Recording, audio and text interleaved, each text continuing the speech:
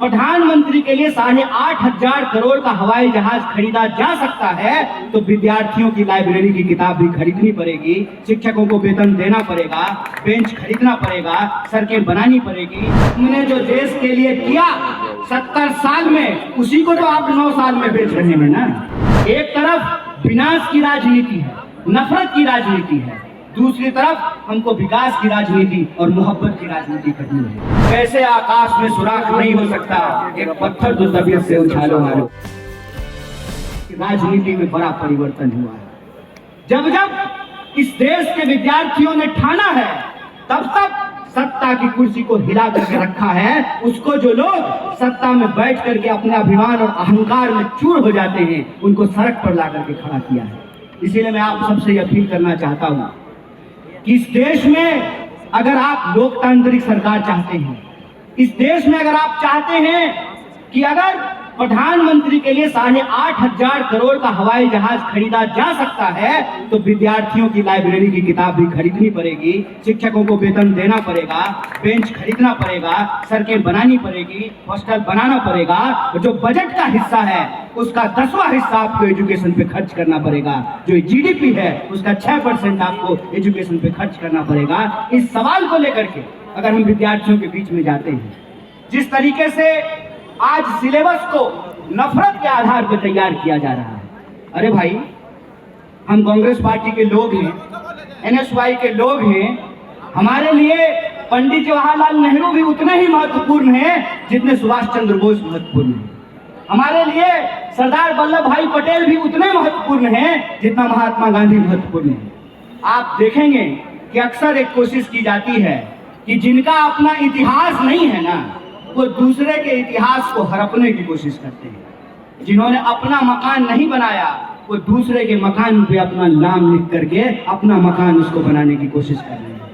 हम पूछते हैं कि इस देश को बनाने में जो आज हमसे सवाल कर रहे हैं कि आपने देश के लिए क्या किया, तो हम कहते हैं कि हमने जो देश के लिए किया 70 साल में, उसी को तो आप 9 साल में बेच रहे हैं ना।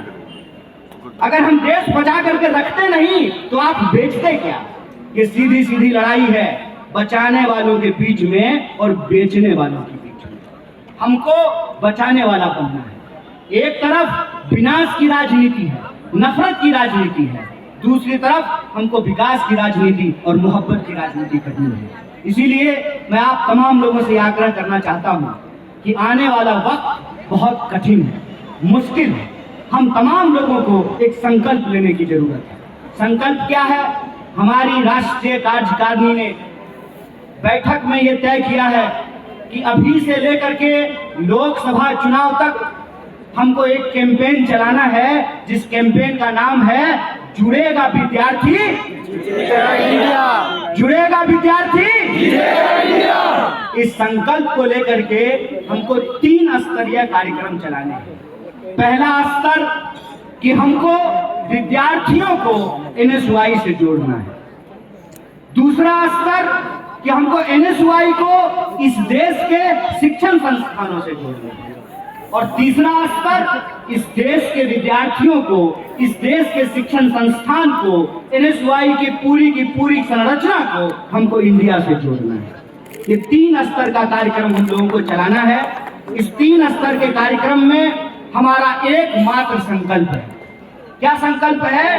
कि इस देश के भीतर जो विद्यार्थियों के साथ अन्याय हो रहा है, जो महिलाओं के साथ अन्याय हो रहा है, जो किसानों के साथ अन्याय हो रहा है, जो नौजवानों के साथ अन्याय हो रहा है, जो छोटे व्यापारियों के साथ अन्याय हो रहा है, जो इस देश की आम आवाम है, जो गरीब जनता है, उसके साथ जो अन्याय हो रहा है, उस अन्याय के खिलाफ हमको न्याय की स्थापना करना है, हमको न्याय का संकल्प लेना है। तो आप बताइए कि आप तमाम लोग जो यहाँ मौजूद हैं, आप अन्याय के साथ हैं कि न्याय के साथ हैं? अच्छा, तो अन्याय के साथ कौन है? जरा हाथ उठाइएगा।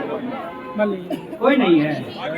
बगल में भाजपा का ऑफिस है, वहाँ चले जाइए, वहाँ जाकर के ये सवाल पूछ लीजिए कि अन्याय के साथ कौन है। तो सबसे पहले जय शाह का बाप हाथ उठाएगा। सबसे पहले जय शाह का बाप हाथ उठाएगा। और ये एनएसवाई है। और हम ये सवाल पूछते हैं कि न्याय के साथ कौन है, तो मैं वो भी हाथ उठता हुआ देखना चाहता हूँ कि न्याय के साथ कौन लोग खड़े हैं। तुम नहीं हो क्या न्याय के साथ? हो ना? तो उठाओ ना हाथ। ये हमारे लिए स्वाभिमान की बात है कि हम राहुल गांधी के नेतृत्व में इस देश को बचाने का संकल्प ले रहे हैं। हम राहुल गांधी के नेतृत्व में अन्याय के खिलाफ न्याय का संकल्प ले रहे हैं। बोलिए, आप तमाम लोग न्याय का संकल्प लेते हैं कि नहीं लेते हैं? आप तमाम लोग न्याय का संकल्प लेते हैं तो मैं आपसे एक अंतिम जानकारी साझा करके अपनी बात को खत्म करूंगा कि आने वाली 14 तारीख को मणिपुर से भारत जोड़ो न्याय यात्रा की शुरुआत हो रही है।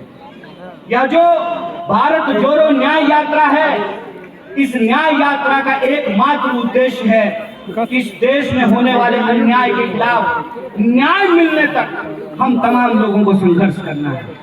उसका नारा है कि न्याय का हक मिलने तक हम तमाम लोगों को संघर्ष करना है। आप लोग संघर्ष के लिए तैयार हैं? न्याय के लिए संकल्प लेते हैं आप तमाम लोग? तो आपसे यह जानकारी साझा कर रहा हूं कि यह भारत जोड़ो न्याय यात्रा की शुरुआत मणिपुर से इसलिए हो रही है कि मणिपुर का नाम आजकल प्रधानमंत्री अपने मुंह से नहीं ले रहे हैं। दुनिया में डंका बजाने का दावा करते हैं, लेकिन अपने ही देश में जाने का हिम्मत नहीं जुटा पा रहे। जब से मणिपुर में कॉन्फ्लिक्ट हुआ है, हिंसा हुई है, लोगों के ऊपर अत्याचार हुए हैं, बलात्कार हुए हैं, तब से प्रधानमंत्री ने अपने मुंह से मणिपुर का नाम नहीं लिया है। लास्ट बार एक बार मणिपुर का नाम लिया था, मणिपुर के मुख्यमंत्री को ट्वीट करके हैप्पी बर्थडे बोला। इसके अलावा उन्होंने कभी मणिपुर का नाम नहीं लिया। राहुल जी इस देश के प्रधानमंत्री नहीं हैं। राहुल जी कांग्रेस पार्टी के भी अध्यक्ष नहीं हैं। राहुल जी कोई मंत्री भी नहीं है। राहुल जी के पास कोई ओहदा नहीं है। राहुल जी इस देश का आम नागरिक होने के लिहाज से एक आम नागरिक की तरह न सिर्फ मणिपुर गए, बल्कि उन्होंने ये तय किया कि अगर ईस्ट से वेस्ट तक यात्रा होगी तो उसकी शुरुआत हम लोग मणिपुर में लोगों का आंसू पोंछने से करेंगे।